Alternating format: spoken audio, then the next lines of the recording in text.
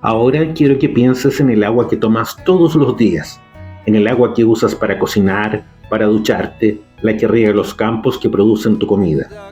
Si vives en cualquier país andino, hay una probabilidad muy alta de que esa agua haya comenzado su viaje como nieve o lluvia en la cordillera de los Andes. Los hidrólogos llaman a los Andes la torre de agua de Sudamérica, y es una descripción perfecta. Las montañas actúan como un gigantesco sistema de captación y almacenamiento de agua. Las lluvias que caen en las alturas se acumulan en glaciares, en acuíferos subterráneos, en humedales de altura llamados bofedales. Y esa agua se libera lentamente hacia los ríos, abasteciendo no solo a los países andinos, sino a toda la cuenca amazónica. El río Amazonas, el más caudaloso del planeta, tiene su origen oficial en el Nevado Mismi, en el sur de Perú, a 5.170 metros de altitud. Una pequeña laguna glaciar de la que brota un hilo de agua que miles de kilómetros más tarde se habrá convertido en el río que vierte al océano el 20% de toda el agua dulce que los ríos del mundo entregan al mar. Del hilo más fino en la nieve de los Andes al río más poderoso del mundo. Eso es el Amazonas. El Orinoco, que atraviesa Colombia y Venezuela, recibe gran parte de sus aguas de los Andes colombianos y venezolanos. El Río de la Plata, que forma la frontera entre Argentina y Uruguay, es uno de los estuarios más anchos del mundo, recibe las aguas del Paraguay y el Paraná, que vienen de los Andes bolivianos y peruanos.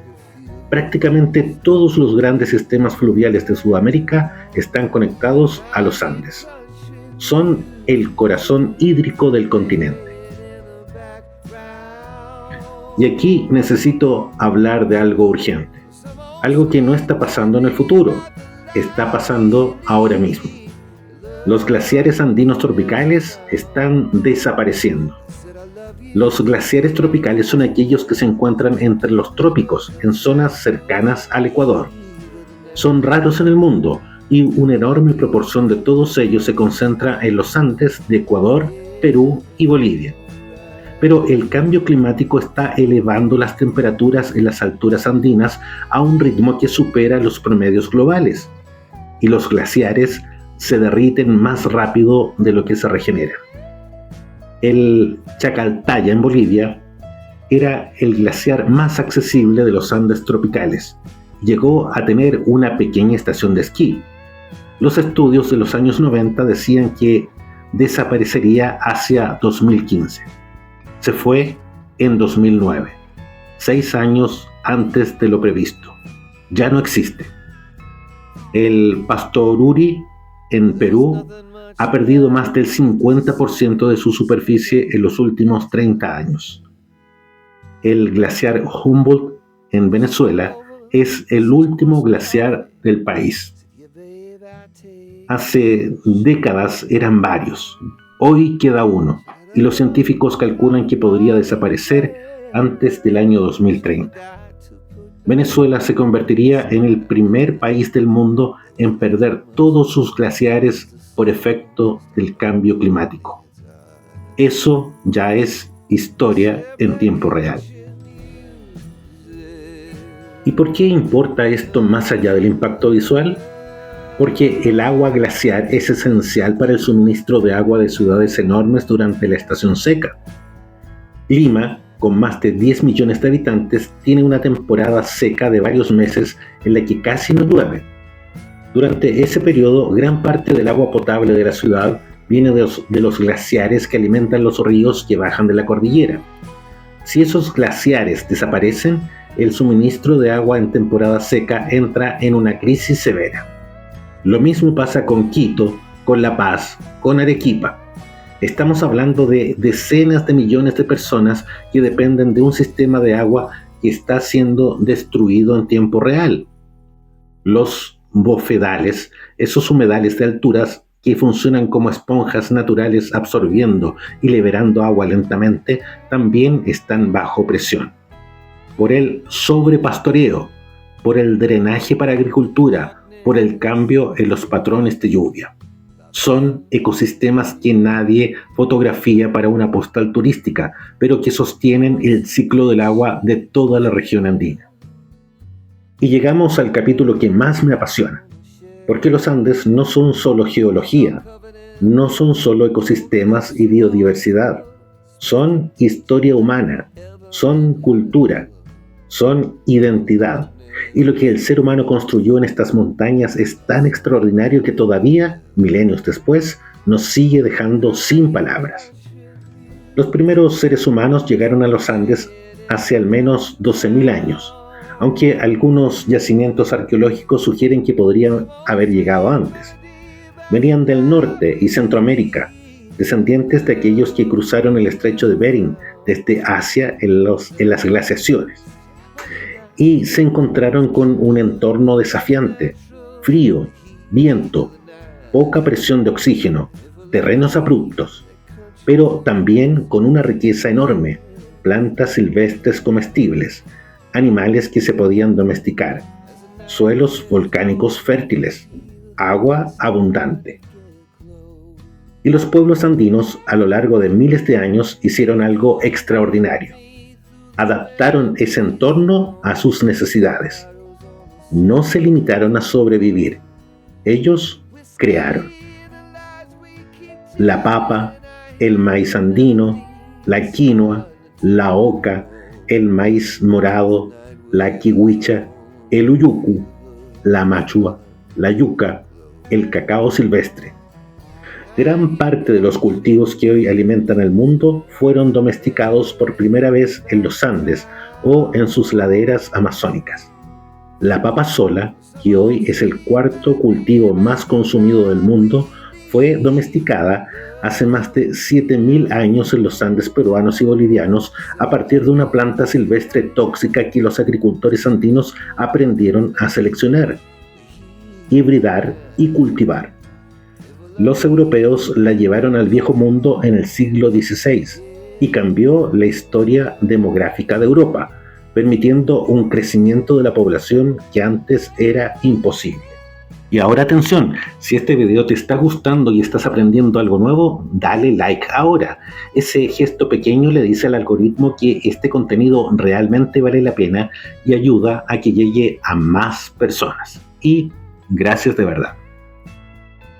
Mucho antes de los incas, los Andes fueron el escenario de culturas complejas y sofisticadas que dejaron huellas que todavía podemos ver y que todavía nos asombran.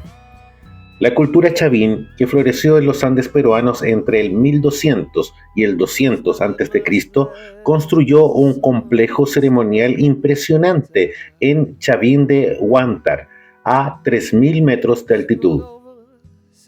Sus construcciones incluyen galerías subterráneas iluminadas con sistemas de espejos, esculturas de deidades con rasgos felinos y una arquitectura ritual que refleja un conocimiento profundo de la astronomía y la acústica. Chavín fue probablemente el primer gran centro religioso y cultural de los Andes centrales y su influencia se extendió por cientos de kilómetros a la redonda.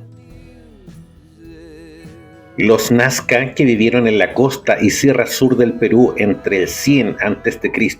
y el 800 después de Cristo, son famosos por sus geoglifos, las llamadas líneas de Nazca. Sobre el desierto costero peruano trazaron con precisión milimétrica figuras enormes como un mono, un colibrí, una araña, una ballena, líneas rectas de decenas de kilómetros que apuntan hacia puntos específicos del horizonte en ciertas fechas. Algunas de esas figuras tienen más de 200 metros de largo y solo son visibles en su totalidad desde el aire. ¿Cómo las hicieron sin aviación? ¿Para qué servían? El debate científico todavía no está completamente cerrado. Hay quienes argumentan que eran calendarios astronómicos, otros que eran caminos rituales para ser recorridos durante ceremonias. Sea como sea, son una demostración de que estas culturas tenían conocimientos matemáticos, geométricos y astronómicos mucho más desarrollados de lo que la historia oficial les reconoció durante mucho tiempo. Y los Tiwanaku, esta cultura que floreció principalmente entre el 300 y el 1100 después de Cristo, junto al lago Titicaca en Bolivia, construyó una de las ciudades más grandes de su época en el altiplano. Sus construcciones monumentales incluyen la famosa Puerta del Sol, un arco monolítico tallado en una sola piedra de varias toneladas, con relieves que representan a un dios y un calendario solar. Las piedras de Tiwanaku encajan con una precisión que asombra a los ingenieros modernos, y muchas de ellas fueron transportadas desde canteras a decenas de kilómetros de distancia, en una meseta a 3.800 metros de altitud, sin rueda, sin caballos, sin hierro. Y luego vinieron los incas, y lo que construyeron en menos de 200 años todavía nos deja perplejos. Los incas surgieron en el Valle del Cusco, en Perú, alrededor del siglo XIII.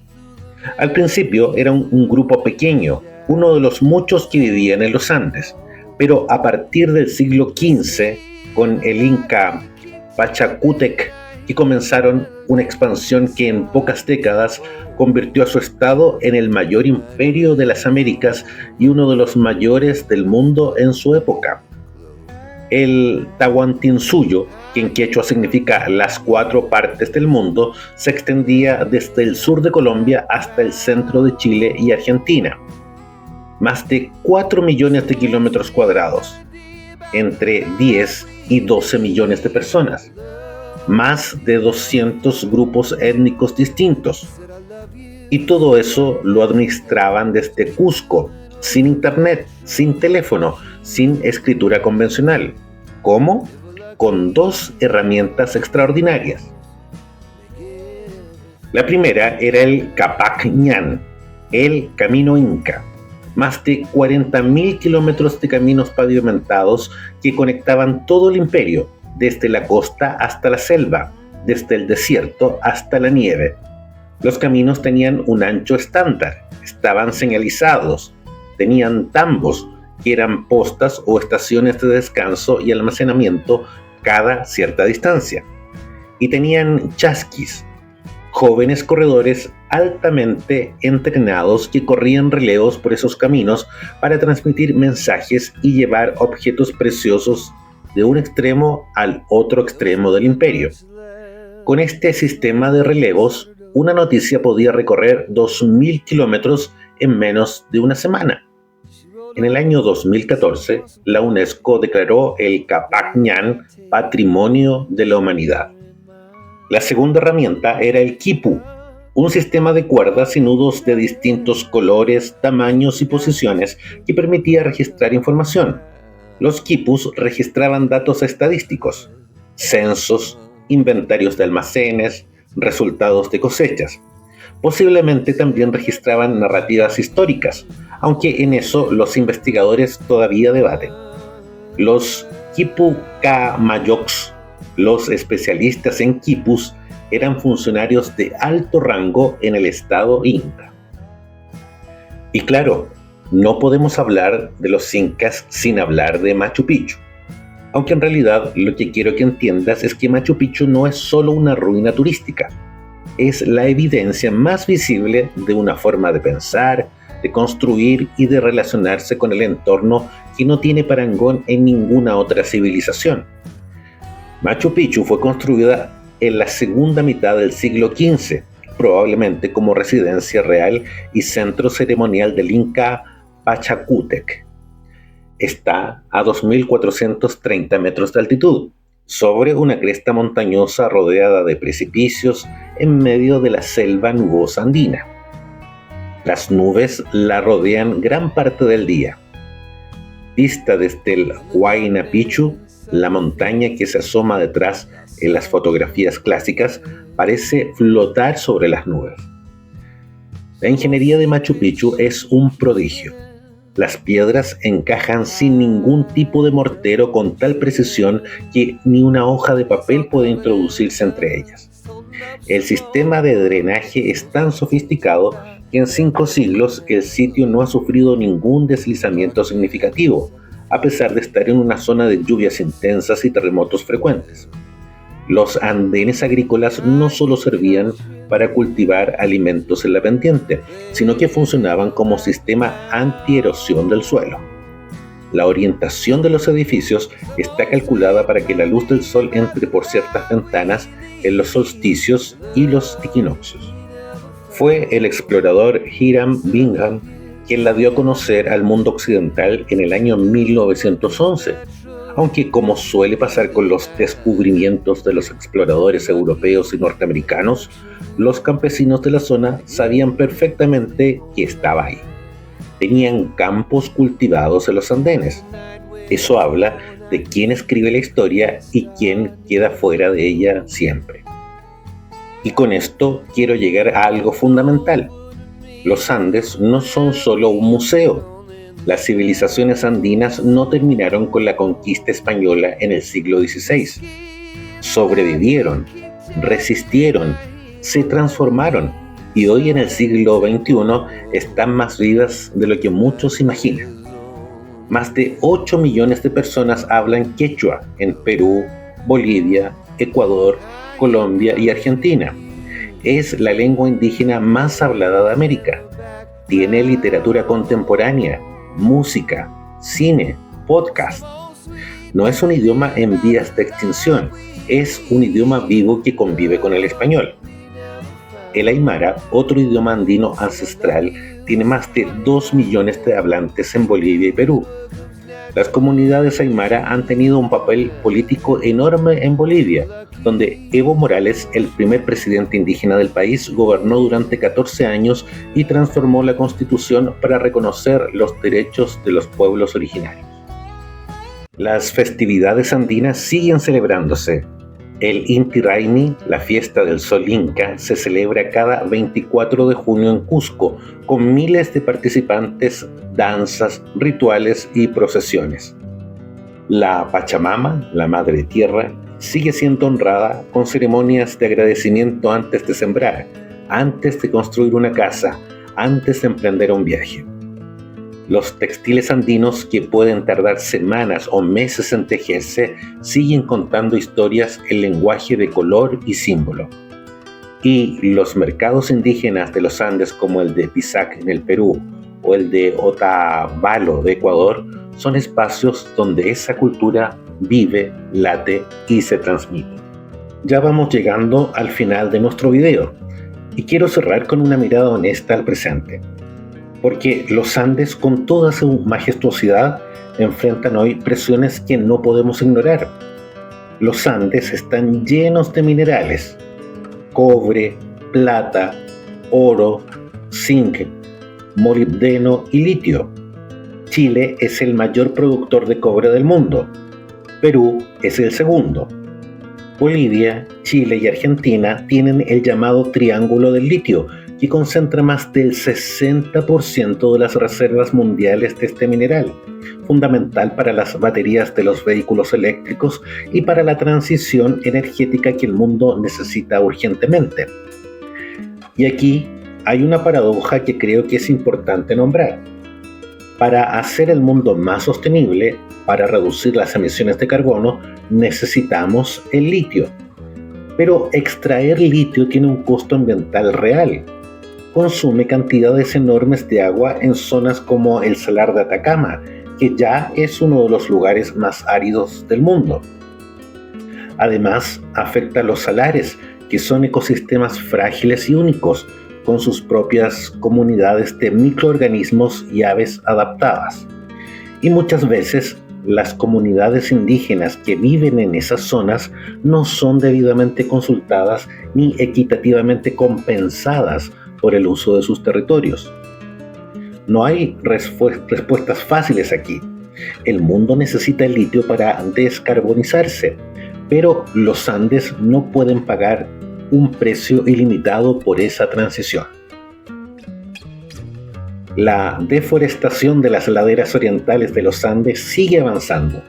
Los bosques nubosos, esos ecosistemas de biodiversidad extraordinaria que vimos en la sección de ecosistemas, están siendo talados para dar paso a la agricultura y la ganadería. Cada año se pierde una superficie equivalente a miles de campos de fútbol de bosque andino que tardó siglos en formarse. Pero también hay buenas noticias. En muchas zonas de los Andes, las comunidades indígenas están liderando iniciativas de conservación de una eficacia notable. En el Ecuador, por ejemplo, comunidades del pueblo Quichua han detenido concesiones petroleras en sus territorios mediante acciones legales. En Perú hay proyectos de restauración de bofedales que involucran a comunidades pastoras locales. En Colombia, la reforestación de cuencas andinas avanza con resultados medibles en la recuperación de caudales de ríos. El conocimiento ecológico indígena es el saber acumulado durante milenios sobre qué plantas crecen en algún lugar, dónde, cómo conservar el agua, cómo mantener la fertilidad del suelo en la montaña, está siendo cada vez más reconocido por la ciencia occidental como un recurso invaluable para la conservación. Los Andes han sobrevivido 250 millones de años de historia geológica, han sobrevivido a erupciones, terremotos, glaciaciones y deshielos, han sobrevivido la conquista y siglos de explotación. Los Andes son resistentes, pero no son invulnerables. Y lo que hagamos en las próximas décadas determinará en qué estado le dejamos esta cordillera extraordinaria a quienes vengan después de nosotros. Hemos recorrido mucho hoy y la semana pasada también en nuestro primer video de la cordillera de los Andes. Empezamos hace 250 millones de años, cuando donde hoy están esas montañas había un océano. Vimos cómo la tectónica de placas las fue levantando centímetro a centímetro durante decenas de millones de años. Hablamos de los volcanes que siguen activos hoy, de los terremotos que han marcado la historia de toda la región, de la paradoja de una geología que destruye, pero que también fertiliza. Recorrimos los pisos ecológicos desde la selva baja hasta los glaciares, entendiendo por qué los Andes son el hotspot de biodiversidad más rico de la Tierra. Conocimos el cóndor, la vicuña, las ranas de cristal, los bosques nubosos cubiertos de orquídeas. Hablamos del agua, de los ríos que nacen en la nieve de los Andes y se convierten en el Amazonas, y de los glaciares que están desapareciendo y lo que eso significa para millones de personas. Y hablamos de las civilizaciones, de la papa, que cambió la historia de Europa, desde las líneas de Nazca, de Tiwanaku, de Machu Picchu, del Quipu, del camino Inca, de los 8 millones de personas que todavía hablan el quechua, de la Pachamama que todavía se honra, de los textiles que todavía cuentan historias. Para mí, los Andes son la prueba de que la geografía no es solo la forma de la Tierra, es la historia que esa Tierra hace posible. Y esa historia, la de la cordillera de los Andes, es una de las más ricas, más complejas y más apasionantes del mundo. Y muchas gracias por quedarte hasta el final de nuestro video y nos vemos la próxima semana.